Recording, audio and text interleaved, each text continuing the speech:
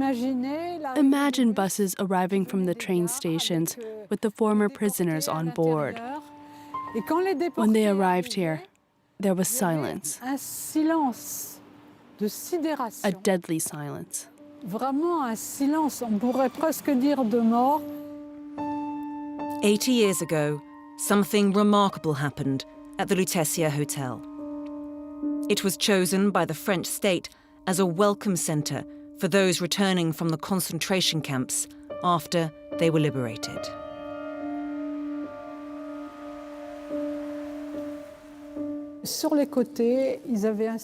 They had installed boards covered in missing persons flyers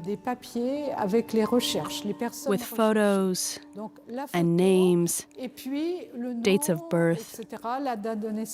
Imagine that all the way down the hallway.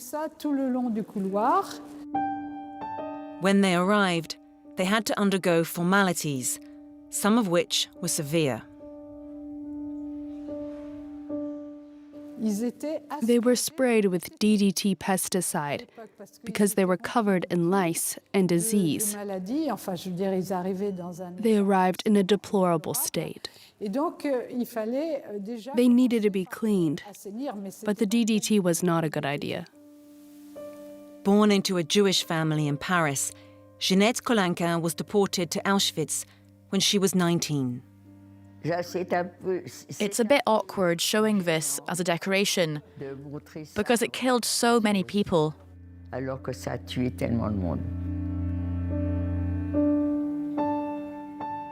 She passed through the Lutetia Hotel and doesn't have fond memories.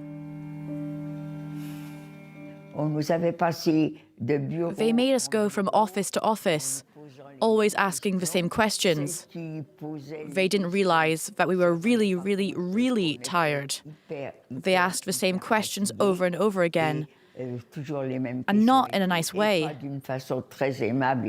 I get it. They were worried that collaborators were among us. They were interrogated before receiving medical care. The entire hotel was taken over. Hundreds of people were working full-time. Those returning could rest in bedrooms. They gave us a bedroom with 2 beds. But we took the mattress off the beds. Why do you think we did that? Because we were used to sleeping on the floor. We were in a terrible physical state. We should have been cared for with tenderness. I don't know how else to say it.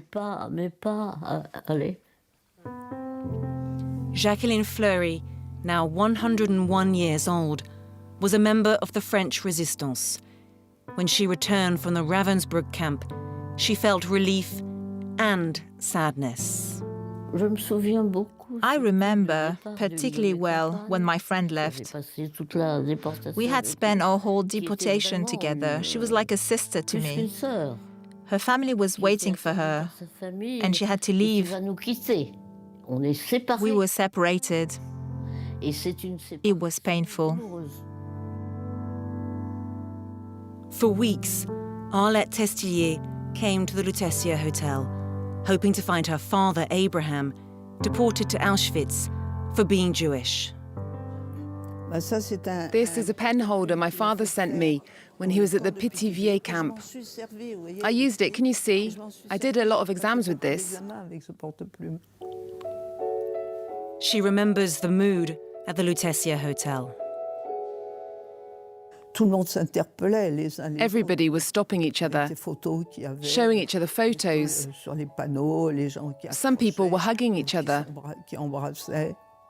Once I saw a young man who found someone, and it made him faint.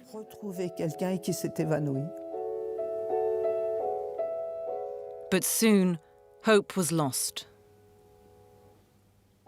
My mother didn't want to admit that my father wasn't coming back. Until the day 1 or 2 people said to her, Listen, Marie, don't wait any longer. We saw him go. He was killed in a gas chamber. My mother couldn't bear it. She didn't want to believe it. She let herself die. My mother died of a broken heart. Tears of heartbreak, tears of joy, disappearances, reunions. Every time I talk about it, I'm shook. I think even today, there's an atmosphere here, a feeling. It's almost impossible to look at the photos of what happened and not be shaken to your core.